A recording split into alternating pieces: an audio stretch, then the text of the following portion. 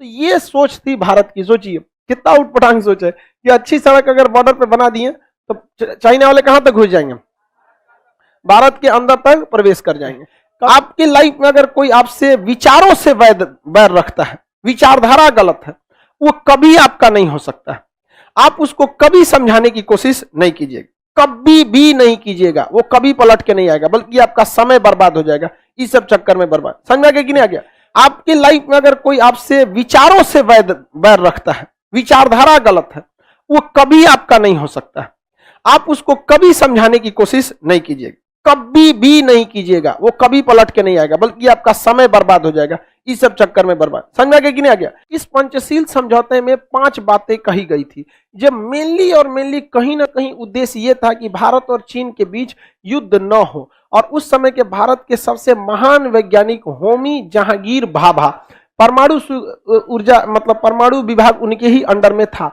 उन्होंने कहा था कि 20 सालों में 1954 में मतलब 20 सालों में हम क्या देंगे, परमाणु बम बनाने के सक्षम हो जाएंगे। अब परमाणु बम आ गया तो कोई हम लोग से लड़ने की काम नहीं करेगा, किसी के पास मतलब इतनी हिम्मत नहीं होगी कि भारत से आके लड़ सके, क्योंकि लास्ट अल्टीमेटम क्या रहेगा, परमाणु बम। किसी भी सभ्य देश के लिए लास्ट अल्टीमेटम क्या होता है, परमाणु बम।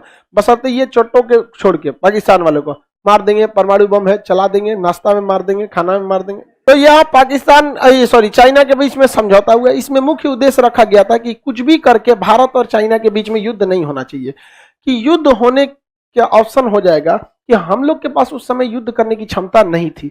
और उस समय भारत का पहला घोटाला हुआ था जीप घोटाला। भारतीय सेना के पास बढ़िया जीप नहीं थी, अंग्रेज जो छोड़ के गए थे वही था। कैनवास के जूता हुआ करता था, जिसको आप लोग पीटी शूज पहन के जाते हैं पीटी करने के लिए। क्या वो उस पीटी शूज को पहन के आप ठंड में युद्ध कर सकते हैं? ठंडा हो जाता, बाहर पानी लगा रहता है तो अंदरवा घुस जाता है पानी, ठंड में एकदम भयानक हो जाता है। कभी पीटी शूज देखेंगे, कैनवास के कपड़े का ऊपर रहता है, तो वो कपड़े थे। और हम लोग को बर्फ में लड़ाई लड़ना था। हम लोग की स्थिति सही नहीं थी, रियलिटी भी थी उस समय, एक तरफा लड़ाई हो रहा था। हम लोग बॉर्डर पे सड़कें नहीं बनाए, जानते हैं क्यों? इसलिए सड़क नहीं बनाए क्योंकि अगर अच्छी सड़क हो जाएगी तो चाइना वाले क्या हो जाएंगे, बहुत अंदर तक भारत में क्या कर जाएंगे, प्रवेश कर जाएंगे। अगर सड़कें कैसी हो जाएंगी, अच्छी हो जाएंगी। तो ये सोच थी भारत की। सोचिए कितना उटपटांग सोच है कि अच्छी सड़क अगर बॉर्डर पे बना दिए तो चाइना वाले कहां तक घुस जाएंगे, भारत के अंदर तक प्रवेश कर जाएंगे। कब ये तो भारत हमेशा किससे युद्ध नहीं चाहता था, चीन से युद्ध नहीं चाहता था। क्यों? चीन से युद्ध हो जाएगा तो थोड़ा सा समस्या आ ही जाएगी। इसमें पंचशील में 5 बातें कही गई थी।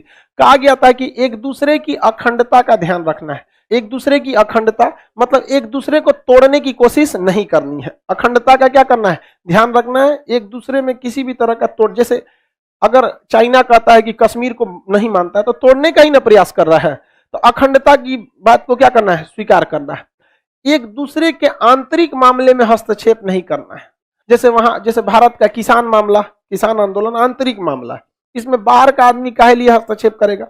कश्मीर मामला आंतरिक मामला, इसमें आप कौन होते हैं, हम लोग में नोटबंदी सही या गलत, ये आंतरिक मामला। नक्सलाइट आंतरिक मामला। हम अपने आंतरिक मामले में एक दूसरे का हस्तक्षेप नहीं करेंगे। और सबसे मुख्य बात जो रखा गया था, एक दूसरे पे कभी भी आक्रमण या युद्ध नहीं करना है, एक दूसरे से आक्रमण नहीं करेंगे। और भी क्या बातें थी कि जो अंतरराष्ट्रीय मंच था, अंतरराष्ट्रीय मंच पर एक दूसरे का क्या करना है, साथ देना है। कभी हम फंसेंगे तो आप साथ दीजिएगा, आप फंसेंगे तो हम साथ देंगे, किसी को कोई दिक्कत नहीं है। एक दूसरे को समान रूप से, कैसा समान रूप से क्या पहुंचाना है, लाभ पहुंचाना है। मतलब हम भी व्यापार करें, आप भी व्यापार करिए। हमारे यहाँ कोई खेल आयोजन हो, आप भी आइए, आपके यहाँ कोई खेल आयोजन होगा, हम भी आएंगे। ये पंचशील समझौते में देखिए अच्छी बातें थी। और इसी में नारा दिया गया, हिंदी चीनी भाई भाई।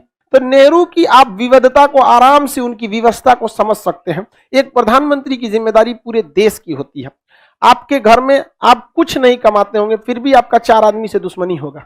तो आपकी इतने कम होने पर आपकी दुश्मनी इतनी रहती है। सोचिए जो बड़ा है या जो देश का प्रधानमंत्री, उसके ऊपर कितनी रिस्पॉन्सिबिलिटी होगी। तो उस समय में भारत के प्रधानमंत्री के मुख्य उद्देश्य क्या था कि कैसे भी करके चीन से विवाद को क्या करना है, टाल देना है। और ये समझौते का मुख्य उद्देश्य भी देख रहे होंगे कि घुमा फिरा के आपसी संबंध में रखा गया था। लेकिन नेहरू से एक गलती हो गया कि हरामी का बच्चा हरामी पैदा होगा, वो कभी सही नहीं हो सकता। ये सबसे बड़ा गलती आपको भी हम कहते हैं। आपकी लाइफ में अगर कोई आपसे विचारों से बैर रखता है, विचारधारा गलत है, वो कभी आपका नहीं हो सकता। आप उसको कभी समझाने की कोशिश नहीं कीजिएगा, कभी भी नहीं कीजिएगा, वो कभी पलट के नहीं आएगा, बल्कि आपका समय बर्बाद हो जाएगा इस सब चक्कर में बर्बाद। समझ में आ गया कि नहीं आ गया? ये आप हमेशा इस चीज को याद रखिएगा। नेहरू